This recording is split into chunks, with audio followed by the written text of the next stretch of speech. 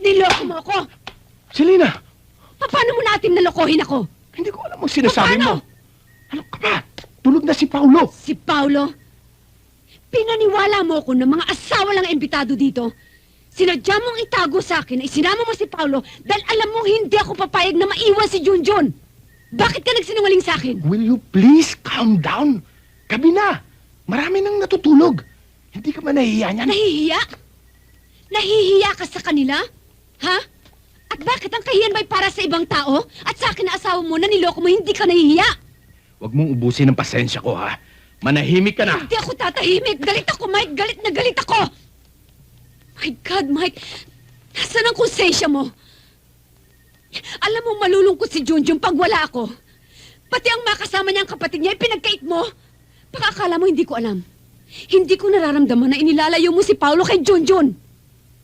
Anong klase kang ama? Hindi lang ako ang nagbigay ng buhay kay Junjun. Kasama kita nang ginawa natin siya. Pero bakit unti-unti mo siyang... Ano kasalanan niya sa'yo? Alam mo na ang sagot. Hindi ko na kailangan sabihin. Hindi kasalanan ni Junjun ipanganak siyang kulang. Eh, kanunong kasalanan sa akin? Ha? Ganun ba? Anong gusto mong gawin ko? Isama ko siya rito? Magkunwaring siya'y normal? Matino ang pag-iisip? Selena, si Junjun. At hindi na natin maitatago yun. Hindi sapat na dahilan yan para ipagkait mo sa kanyang karapatan niya bilang tao at bilang anak mo. Look, walang kahihinat na nitong pinag-uusapan natin. Nahihirapan ka, nahihirapan din ako. Ang pinakamagandang gawin natin ipadala na natin si Junjun sa States dahil doon maraming boarding schools para sa mga autistic. Mike! Selena! Ka talaga!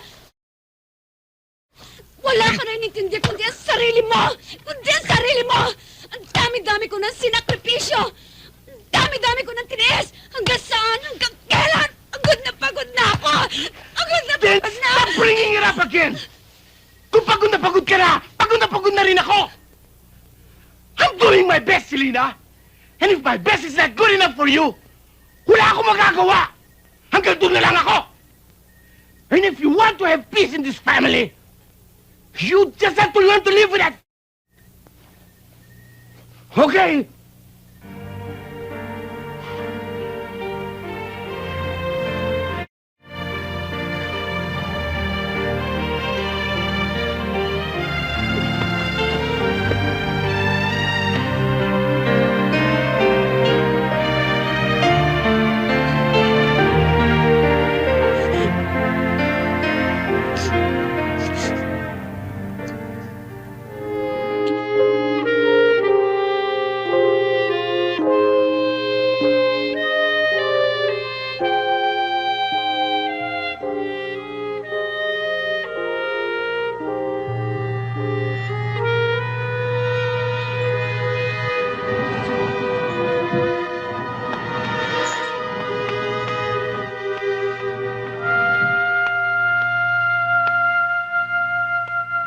Reggie.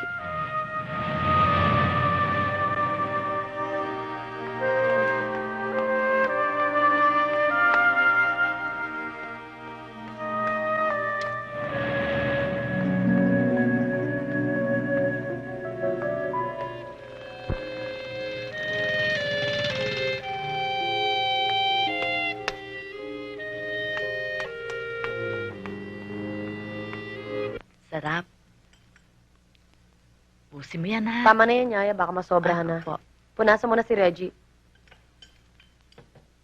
Oh, ma'am. Drink your water. Ka na.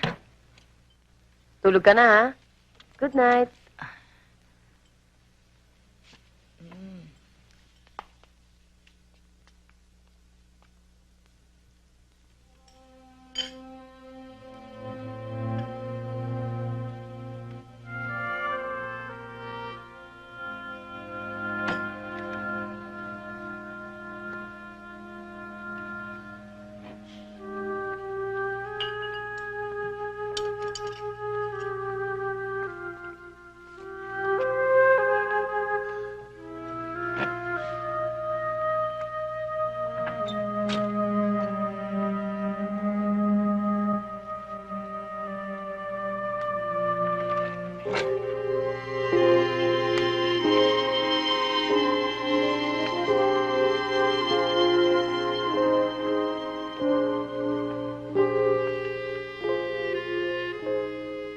Rodel, mabuti pa kaya bukas bumalik ka na sa asawa mo.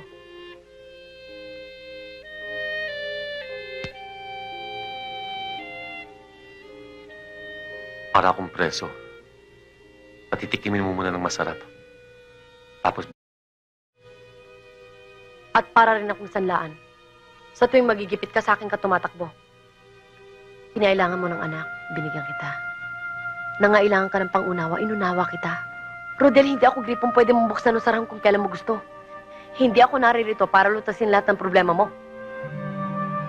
ilang beses ko bang sasabihin sa'yo wala na kami ni Fina? Ano ba'y kinakatakot mo? Kasal ka sa kanya. Anong labang ko ron? Malaki dahil may anak ako sa'yo. Laban? Damn it, Dan! Minahal mo ba ako? O ginamit mo lang ako? Nagsiselos ka, no? Bakit kinakailangan? Saktan mo pa ako! Hindi ako nagsiselos! Nagagalit ako! Nung una, wala ka dito. Pero natutunan kitang mahalin. Ang akala ko, may mararating ang relasyon natin. Pero kahit sino lalaki makasama mo sa buhay mo, magagalit dahil sa kalandian mo! Titawag mo ako malandi! Ang sabihin mo, makita niya ang utak mo! Pati pakikipagkaibigan ko sa lalaki, binibigyan mo kahulugan!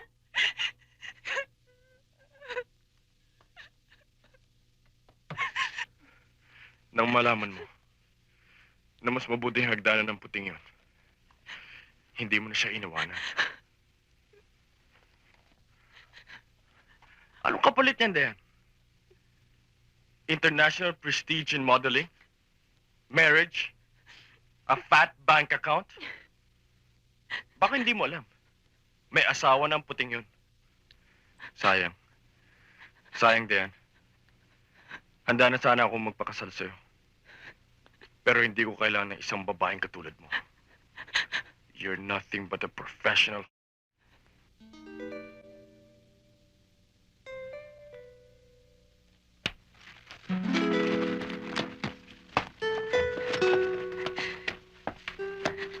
Dad.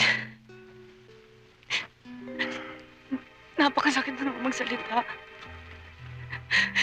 Kaya ako lang naman kinaibigan yung kanon na yun dahil ang dami niya may tutulong sa amin, mga modelo. Dayan, makukuha mo ang gusto mo. Fame and fortune. Pero nasa na ang mga taong sana'y nagmamahal sa'yo.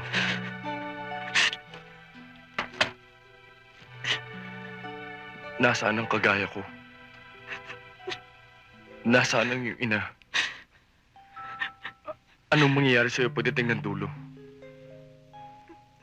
Wala ka na mababalikan.